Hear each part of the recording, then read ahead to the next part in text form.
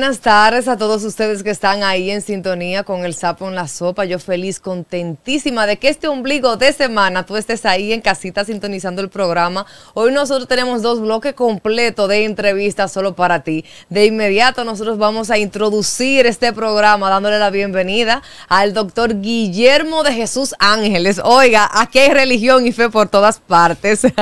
Y aparte de eso, él es alergólogo en esta temporada. Usted mejor que nadie sabe cómo se pone aquí la República Dominicana con el moquillo, los síntomas gripales y todo lo que llega. Aquí la gente se ha puesto que lamentablemente cuando no es alérgico a una cosa, produce alergias a otra. Entonces, ese personaje ideal yo se lo traje a usted aquí hoy. Él es médico, es alergólogo y es, ay Dios mío, se me olvidó, se me fue la otra especialidad que usted tiene. Yo sé que inmunólogo. Inmunólogo. Buenas tardes, doctor. ¿Cómo se siente? Muy buenas tardes, Crismel Cruz. Gracias por invitarnos a tu programa.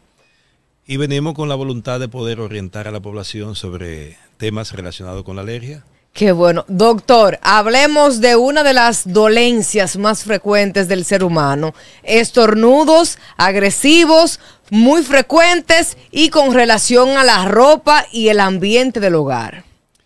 Bueno, es lo que nosotros llamamos rinitis alérgica. La rinitis alérgica son síntomas que afectan mucho la calidad de vida y suele manifestarse con síntomas de estornudos, ensalva, picor nasal, obstrucción nasal, abundante mucosidad de aspecto claro, con la particularidad de que son síntomas que persisten más de 15 a 20 días. Un proceso gripal llega, son similares los síntomas, pero suele desaparecer en menos de una semana. Estos síntomas persisten en el tiempo y, como decía, afecta significativamente la calidad de vida. Es una de las enfermedades alérgicas más frecuentes. Aproximadamente en el mundo la padece más de 500 millones.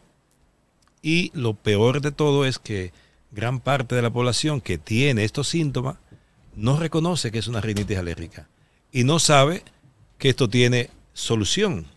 Una vez hacer un diagnóstico preciso, oportuno y un tratamiento adecuado. Doctor, ¿y estas personas que solo tienen gripe en las mañanas y usted ve que estornudan mucho, pero nada más les sale ese líquido transparente en la mañana? Luego están ready, nítido, sí. Pero no es una alergia o un estornudo de que solo por 20 días, sino constante, 1 año, 2 años, la vida entera, usted lo ve con ese moquillo nada más en la mañana y luego ready. Sí, habitualmente, ¿qué pasa aquí? El paciente que tiene rinitis alérgica tiene una hipersensibilidad nasal. Y en la mañana es cuando los síntomas suelen ser más frecuentes, porque al ponerse en contacto con la temperatura, el frío, el abanico sí que lo usa, pues esto produce liberación de unos mediadores inflamatorios, que son la histamina, prostaglandina, leucotrieno, que son los que más frecuentemente producen estos síntomas.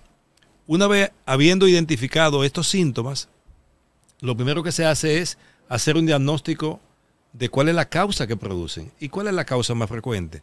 En nuestro medio, los ácaros del polvo, que son unos bichitos que están en el ambiente familiar y se alimentan de los excrementos humanos y de los animales.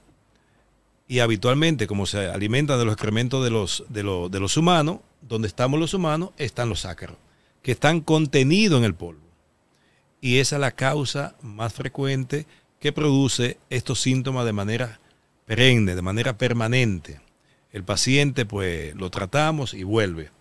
Entonces eso amerita hacer un diagnóstico de las causas que la producen, que son los ácaros, y muchos de esos ácaros, llamados terronicino, farinae, blomia, habiéndolo identificado, entonces viene una segunda parte que es el tratamiento causal. Le vamos a administrar tratamiento con los mismos factores que desencadenan los síntomas y vamos a obligar al sistema inmunológico a que reconozca como normal lo que en este momento, cuando no está vacunado, al ponerse en contacto con el polvo donde están los ácaros, no lo reconoce como normal y el cuerpo reacciona y libera mediadores inflamatorios. Y eso es lo que produce los síntomas. Con la vacuna lo que hacemos es darle los mismos factores desencadenantes que son los ácaros del polvo y obligamos al sistema inmunológico que lo reconozca como normal y por lo tanto el paciente no va a tener síntomas. Vamos a hacer un pequeño paréntesis, vamos a darle la bienvenida a Bonnie. Bonnie, buenas tardes. Buenas tardes, Ismael. Mira, traíste la persona indicada en el día de hoy. ¡En tu socorro! ¡Ay, santo Dios! Doctor, preguntita de una vez. Una persona que sea atópica, ¿tiene los niveles de alergia mucho más altos que una persona que haga la alergia solamente por dentro? Bien. Nosotros llamamos... Déjeme acomodarle este micrófono para que usted hable fuerte y le hable con autoridad. Ahora sí. Bien. El paciente que tiene una base alérgica, especialmente en la infancia, cuando suele aparecer más frecuentemente la dermatitis atópica, que es un proceso inflamatorio de la piel que se manifiesta con resequedad, picor y afecta muchísimo la calidad de vida. Estos pacientes tienen una IgE muy elevada. Y eso es un factor predisponente cuando tiene esta enfermedad que aparece habitualmente entre los 2 a 4 meses de vida. Y entonces predispone, y muchas veces asociamos hasta un 40% alergia a alimentos, sobre todo la leche y el huevo. Por eso esos pacientes cuando van a la consulta y tienen una dermatitis diagnosticada por nosotros, hay que hacerle prueba a leche y huevo. Que inclusive, aunque no haya comido huevo, a los 2 meses, pues se puede sensibilizar y ya con eso nosotros evitamos darle el alimento, porque si se lo damos al año, 2 años, el paciente va a hacer o puede hacer una reacción grave. Entonces, eso es una base alérgica que va a darse lo que se llama la marcha atópica. El paciente que tiene dermatitis atópica, que inicia en la infancia habitualmente, va a presentar alergia a alimentos o puede presentar, va a tener rinitis alérgica o asma, o ambas, o una de las dos. Entonces ya nosotros, sabiendo el proceso natural que ocurre cuando hay una base propiamente alérgica con una IgE que puede estar en 5.000, 10.000, 4.000, pero la IgE per se no va a producir nada que lo que ya sabemos que está produciendo, que es la dermatitis atópica y los síntomas de alergia respiratoria. Porque habitualmente cuando llega a la consulta con una IgE muy elevada, viene muy angustiado y realmente la IgE per se no va a producir ningún problema que no sea los síntomas propios como he mencionado. Doctor, ¿se cura la alergia? Yo pienso que si hacemos las cosas bien hechas, nosotros podemos controlar. O sea, el paciente que es atópico, tiene la atopia, pero podemos controlar los síntomas prácticamente un 100%. Siempre y cuando actuamos con criterio. Porque esto no es simplemente diagnosticar a un paciente que tiene una rinitis. Muchos de estos pacientes vienen con un cuadro obstructivo mecánico provocado por la misma rinitis. Los cornetes están inflamados, obstruye la vía aérea, entonces tenemos que socializar con el otorrino, porque el otorrino es el quirúrgico, es quien puede liberar esa obstrucción mecánica provocado por la misma rinitis alérgica. Entonces cuando pasa eso, tenemos que interactuar con el otorrino. De igual, hay que entender que las enfermedades alérgicas no son de un órgano, es sistémica. ¿Y qué significa esto? Que si el paciente viene con asma, viene con rinitis, con dermatitis atópica, tenemos que entender que la manera de garantizar calidad es interactuar con las especialidades afines, con el dermatólogo, con el otorrino, con el neumólogo, entre otros. Doctor, pero ¿y si tengo un niño que padece alergias medioambientales y me dicen que hay que fortalecerle los anticuerpos porque el niño no lo tolera? Una madre, por ejemplo, que está criando un niño en un departamento, que ese niño nunca anduvo descalzo, ¿le favorece que el niño comience a experimentar en los campos, en los montes, andar descalzo, a tener este tipo de contacto con la naturaleza? ¿Podría crear esos anticuerpos? ¿O es un peligro? Hay un concepto, el concepto de la higiene, en la que tú pones el contacto al niño con los alergenos que son alergenos que son muy potentes, que pueden desencadenar cualquier tipo de alergia. Animales que tengan un ambiente sucio, un ambiente contaminado. Pues hay teorías con relación a lo que llaman teoría de la higiene. Y hay muchos estudios que van a favor de que un niño que se pone en contacto con esos alergenos tiene menos posibilidad de desarrollar luego alergia. Pero son estudios, no tenemos el aval que podamos confirmar realmente de que eso sea así. Ahora, el contacto con el medio ambiente, nosotros estamos en contacto, además de los ácaros, están los pólenes Por suerte, en nuestro país, el polen hay muy poco. Muy poco. Lo que hay es sobre todo ácaros que producen los síntomas propios de la alergia respiratoria. Recientemente hicimos un estudio a nivel nacional con la Pucamaima, en la que participamos más de 8 profesionales dominicanos y extranjeros, y confirmamos realmente en las distintas provincias, incluyendo Santiago, donde hay un predominio de ácaros muy puntuales, y eso nos va a ayudar a identificar realmente cuál sería la conducta de actuación de cara a los tratamientos, porque la alergia varía muchas veces de un país a otro. Aquí no tenemos olivo, entonces no va a haber alergia al olivo. Aquí no tenemos platanero, que es un tipo de árbol, por lo tanto no vamos a tener alergia al platanero. Entonces los alergenos del medio ambiente van a influir para que tú tengas o no algún tipo de alergia. Pero por suerte, aquí tenemos muy pocos pólenes. La metodología de investigación ha avanzado en cuanto a descubrir alergia. Le pregunto esto porque ahora yo encuentro muchísima gente diciendo, no, porque ahora todos los niños son intolerantes a la lactosa, ahora todos los niños son alérgicos a tal cosa, al gluten, por ejemplo. Entonces, eso no quiere decir de que los niños ahora sean más alérgicos, sino que la metodología quizás haya avanzado. ¿Es eso? Hay que diferenciar lo que es intolerancia y alergia. Okay. Intolerancia no es alergia. Alergia es cuando uno descubre que hay una alergia IgE mediada. ¿Qué significa esto? Una manera de confirmarlo es haciendo pruebas cutáneas, en la que uno confirma con la prueba cutánea los mismos alergenos. Llamamos alergeno, por ejemplo, un alimento. Llamamos alergeno pues, a una fruta. Cualquier tipo de alimento que podamos ingerir, o alergenos del medio ambiente, que son los ácaros del polvo, epitelio de animales, cucarachas, hongos, etc. Y eso lo podemos confirmar si hay una reacción IgE mediada. Y luego, pues solicitamos otras pruebas en sangre, como la IgE específica, al alergeno al cual sale positivo en la prueba. Los marcadores también inflamatorios que sugieren una alergia, como el IgE total y los eosinófilos, que son marcadores inespecíficos. Hay marcadores de enfermedades que ya nos orienta realmente de qué tipo de enfermedad hablamos, que podemos tocar más adelante. Doctor, hablemos de los pacientes celíacos. Cuando tienen una crisis de alergia agresiva, que llega el momento de que es muy visible y posiblemente se estén quedando sin respiración, ¿cuáles serían esos primeros pasos de emergencia que los pacientes, o mejor dicho, los familiares que están ahí, podrían hacer para salvarle la vida? Bueno, entiendo que me estás hablando de un cuadro grave. Ajá. Los pacientes celíacos son aquellos que producen, por ejemplo, en el caso de las alergias agresivas, ya sea alimentos o medioambientales. Sí. Pero es lo que nosotros llamamos reacción o alergia a algún alimento específico. No importa que sea celíaco o no. Ahora bien, el paciente que presenta una reacción, que eso se ve mucho en los niños, cuando se le da el segundo o tercer biberón, hacen una alergia importante que puede comprometer la vía aérea, que puede poner en peligro, que le puede dar un cuadro de anafilaxia, que es un cuadro grave. Cuando hay una relación directa con el alimento y que se presenta esa reacción a los 5, 10 minutos, media hora, antes de 2 horas, el tratamiento recomendado es la adrenalina.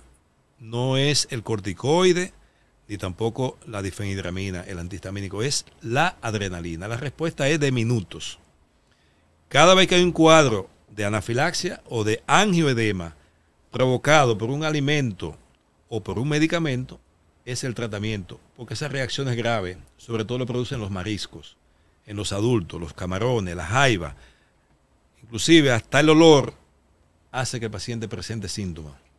Se puede imaginar si ingiere cierta sin cantidad, comerlo, solo el olor podría causárselo. Sí, produce síntomas, probablemente no graves, pero el contacto ya físico y la ingestión, las reacciones son muy graves. Hay otro alimento que produce reacciones muy graves, que es el maní, que es uno de los más frecuentes en Estados Unidos. Y realmente estos pacientes hay que ir con cierto cuidado, que tienen que tener lo que llamamos nosotros una adrenalina autoinyectable, porque eso tú la tienes en tu bolsillo, porque tú puedes ir a cualquier sitio, puede haber una mezcla de un alimento u otro, y contener algunos de esos alergenos a los cuales tú eres alérgico. Entonces, en ese sentido, tú tienes que tener la herramienta en el caso de los adultos. Si es un niño, que las alergias más frecuentes son la leche, el huevo, en muchos de esos casos son tan alérgicos que también hay que tener, sobre todo la familia o los padres, la medicación al lado por si se presenta algún tipo de reacción. Habitualmente estos pacientes que son tan alérgicos, pues les cuesta mucho recuperar. El 85% de los niños que tienen alergia a la leche recuperan, o sea, luego se desensibilizan y lo asimilan, pero hay que hacer un proceso para eso, de estudio, de análisis, de seguimiento, y eso se hace a nivel hospitalario, porque no podemos hacer una prueba de tolerancia en un paciente que ha tenido cuadro de alergia sin hacerlo con las condiciones adecuadas que tengamos que responder ante cualquier eventualidad. Usted que habla de tolerancia, por ejemplo, si en mi caso yo soy alérgica a la piña durante muchísimos años de mi vida, puede ser que en alguna ocasión de mi vida sí yo pueda consumir piña y que la alergia mía haya disminuido. ¿A qué edad empezó? No, es un ejemplo random le estoy poniendo. Ya. Imaginemos un niño que tiene alergia, como usted dice, a la leche, por ejemplo. Puede ser que en una edad de su vida sí pueda consumir leche. Sí, el 85% logra tolerar. Pero la alergia que se presenta en la adultez, raras veces podemos conseguir que ese paciente pueda tolerar. Si se pega un poquito más al micrófono, podemos escucharlo Sí. perfectamente aquí. Si hacemos un diagnóstico correcto y le damos las recomendaciones, especialmente a esa familia que tiene una alergia a la leche, debe eliminar todo lo que contiene leche. Si la madre o la familia asume eso con responsabilidad, entonces habitualmente entre los 3 a 5 años logramos hacerle prueba de tolerancia con unas pruebas previas a ese estudio y logramos que ese paciente pueda tolerar. ¿Cuál es el caso más grande, así, o más curioso que usted haya tratado dentro de la alergia? Bueno, yo he tenido muchos casos, alergia a medicamentos en situaciones muy graves y sobre todo asma grave. Nosotros pertenecemos, y a raíz de la celebración del Día Mundial del Asma, al grupo de asma grave del país, donde identificamos con criterio muy claro los tipos de asma que el paciente pueda padecer. Está el asma eosinofílica, el asma TH2, que es la alérgica, y el asma que no es ni una de la otra. Entonces, el paciente que tiene asma eosinofílica, que tiene un asma grave, que no responde a medicación, en este momento se dispone de un medicamento que se llama benralizumab y logramos que ese paciente pueda recuperar prácticamente su vida normal. Y eso realmente no tiene precio. Desde el gobierno se proporcionan estos medicamentos y tenemos una cantidad de pacientes importante en todo el país. En mi caso yo tengo 4, con una respuesta espectacular. Pero para eso hay que identificar realmente dónde está lo que llamamos nosotros el tratamiento por precisión, donde identificamos el mediador inflamatorio que produce el asma. Y ese mediador inflamatorio se llama interleuquina 5. Entonces vamos a inhibir la liberación de ese mediador, que es lo que va a traer en consecuencia una mejoría significativa de ese paciente. Eso pasa también con la dermatitis atópica. Hay novedades de tratamiento espectacular. Lo vemos todos los días en la consulta y a veces nos sentimos realmente dolidos al ver pacientes con dermatitis atópica grave. ¿Cómo afecta esta enfermedad a una persona? ¿Cómo le cambia la vida? ¿Cómo cae en depresión, en ansiedad? Y en donde un paciente prácticamente no duerme. Logramos controlar prácticamente 100% cuando utilizamos medicamentos inhibiendo mediadores inflamatorios, que es la medicina de precisión. Y en eso hemos avanzado muchísimo en el país de cara a lo que es el tratamiento con biológico en distintas enfermedades. En la rhinosinusitis crónica con poliposis nasal, que son pacientes que tienen 20 años, 15 años sin olfato, que tienen abundante mucosidad, dolor de cabeza, síntomas de rinitis permanente y pacientes que solamente respiran por la boca. Y logramos con un medicamento, que es el omalizumab, es un biológico que también lo proporciona el Estado, que ese paciente recupere 100% el olfato.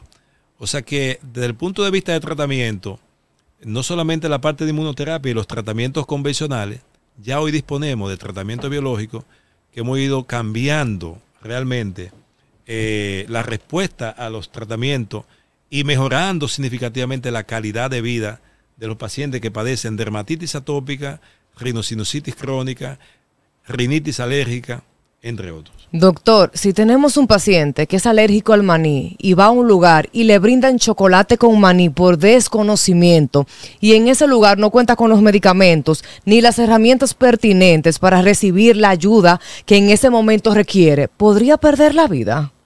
Bueno, si es un paciente muy alérgico, claro que sí. En ese caso, lo que hay que acudir al centro más cercano, pero un paciente con una alergia al maní puede tener una reacción grave, como suele pasar con estos pacientes. Y si en dado caso se tranca de la garganta y aún así no cuento con las herramientas como familiar para poder socorrerlo, ¿qué es lo más cercano a una ayuda que yo podría darle? ¿O qué tiempo yo tendría que tardar para llevarlo a asistencia? Es que la conducta debe ser acudir al centro más cercano, porque al menos que no sea médico o tenga conocimiento de abordaje de estos pacientes, realmente no va a poder ayudarle. Por eso es que la educación de estos pacientes es muy importante, inclusive la educación también en el colegio, porque en el colegio hay muchas posibilidades y muchos riesgos de que pueda tener contacto con ese alergeno y tener una reacción grave. Entonces, por lo tanto, en el colegio, muchas veces, pues, o no muchas veces, sino que hay que acercarse, darle las orientaciones. Nosotros habitualmente le damos unas informaciones por escrito para que ellos sepan qué hacer en caso de algún tipo de reacción. Si en dado caso, como madre, produzco alergias severas desde mi nacimiento de manera congénita, ¿mis hijos están obligados a heredar esto de mí? Obligados, no digo que no. Realmente las enfermedades alérgicas no se heredan per se, pero hay factores predisponentes.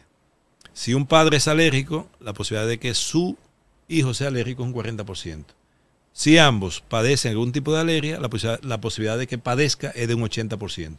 A eso se suma los factores ambientales, la contaminación ambiental, la capa de ozono, la lactancia materna, los embarazos por cesárea. Todos esos factores influyen a que haya aumentado la alergia. Y fíjense que esto está llegando a un extremo. Aproximadamente, como yo decía, 500 millones la padecen. Se espera que en el 2050 el 50% de la población padezca algún tipo de enfermedades alérgicas. Tú sabes que me causa mucha intriga y mucha curiosidad sobre la alergia en alimentos. Puede ser que una persona que, por ejemplo, nunca haya presentado una alergia, que coma berenjenas para poner otro alimento random y que tenga toda la vida comiendo berenjena, puede ser que un día ese alimento le cause alergia o que le pudo haber causado alergia y él no lo haya notado porque no eran graves los síntomas. Perfectamente. El paciente puede o pudo haber comido durante toda su vida un alimento y luego desarrollar la enfermedad alérgica. Recuérdense que el sistema inmunológico cambia. Así cuando usted tiene una alergia o un cuadro de rinitis alérgica, con el tiempo usted puede mejorar. Y eso puede pasar con otras enfermedades alérgicas. De igual manera, cuando no lo tiene, puede presentar, habiéndolo comido todo el tiempo, porque los pacientes lo dicen, pero doctor, yo he comido todo el tiempo camarones. Y comí camarones, yo me hinché, tenía dificultad respiratoria, tuve roncha, picor. Puede pasar, porque el sistema inmunológico puede cambiar. Doctor, mencionó el tema del parto por cesárea. Hablemos de la respiración, los cambios en los niños de ahora, el tema de las alergias respiratorias y qué diferencia entre el parto vaginal y el parto por cesárea. Con relación también hay que golpearlo de que para que ellos respiren y desarrollen los pulmones. Háblame de todo esto. Que tú me hiciste una pregunta interesante, como lo que es la historia de la higiene, o la teoría de la higiene. El paciente que nace por parto vaginal se pone en contacto con bacterias múltiples que forman parte, digamos, de la flora normal del parto. Y esos son factores que ayudan a que el paciente pudiese tener una protección y evitar tener de cara. Espérese, doctor, que esto me parece interesante. Entonces, un niño que tiene parto vaginal desarrolla anticuerpos desde el momento de su nacimiento. Pudiese ser, sí. Inclusive, el paciente que le produce una reacción alérgica a la leche ya se ha sensibilizado a través del parto. Porque para que haya una alergia, el paciente tiene que haber estado en contacto con ese alergeno. Habitualmente tú te pones en contacto con la berenjena, tú creas anticuerpos y luego, en otra ocasión que te pones en contacto, el cuerpo reacciona liberando mediadores inflamatorios y produciendo los síntomas propios de una alergia. O sea, que ocurre exactamente igual que las vacunas, que te inyectan, te colocan la vacuna y es colocándote el virus para que el cuerpo se vuelva más resistente. Pudiese ser, pero es un mecanismo distinto. ¿Cuál es el error más común que cometen las personas cuando tienen un ataque de alergia? Bueno, hay muchos tipos de alergia. Hay un desconocimiento muchas veces de la clínica. El error que yo veo más en la consulta es los pacientes van y tienen años con clínica de rinitis, que es un proceso gripal, pero un proceso gripal que nunca termina. Y como ya he comentado, la gripe solo dura una semana y se va. Que hay fiebre, malestar general, hay mucosidad, estornudo. Los síntomas son muy similares. La diferencia está en la persistencia de esos síntomas, que es un mensaje que hay que decirle a la población. Y entender que la rinitis está asociada a otras enfermedades, como la conjuntivitis alérgica. El paciente que tiene rinitis va a tener conjuntivitis hasta un 80%. El paciente que tiene rinitis puede tener asma hasta un 50%. Y viceversa, el que tiene asma, con el tiempo va a padecer rinitis en un 100%. ¿Qué indica esto? Que las enfermedades alérgicas no están limitadas a un órgano, es sistémica. Por lo tanto, hay que ver al paciente de manera integral, no verla por órgano.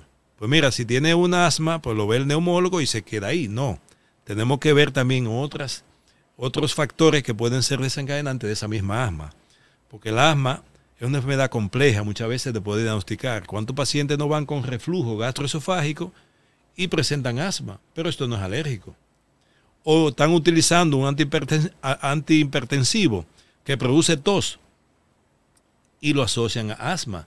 O sea que tenemos que ser precisos a la hora del diagnóstico, porque de ahí va a depender la evolución, el tratamiento y la respuesta de lo que podamos nosotros ofrecerle como alternativa de tratamiento a ese paciente. Finalmente, tirar moco para atrás, tener una mucosidad abundante, ¿es el principal de los síntomas que ustedes evalúan para detectar que una persona es alérgico?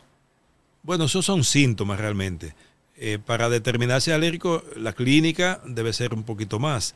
La rinorrea posterior que tú haces referencia, eso suele producir una tos irritativa o puede producir cuadro de asma, porque esas secreciones que la rinorrea posterior puede caer también en el pulmón y producir cuadro de asma. Entonces son síntomas que hay que ver, todos los síntomas que pueda padecer el paciente. Insisto, la historia clínica aquí es fundamental para orientar las pruebas que hay que hacerle, que son muchas, pruebas cutáneas, espirometría, feno, entre otros. No hemos hablado aquí de otras enfermedades alérgicas como la dermatitis de contacto, que es otra de las alergias que vemos con mucha frecuencia, pero ya en otro momento podemos hablar más en detalle. Lo que sí es que la población esté atenta a esta información que vamos a compartir. Realmente, las enfermedades alérgicas, la incidencia ha aumentado significativamente. La población tiene que identificar cuáles son esas alergias que son más frecuentes: rinitis, asma, dermatitis atópica, alergia a alimentos, medicamentos. Cualquier relación que pueda tener con una de estas enfermedades tiene que llamar la atención de buscar ayuda. Y en caso de que el médico no lo vea con claridad, pues lo que vemos es que los pacientes son ellos que acuden a la consulta directamente, buscando una salida y una solución.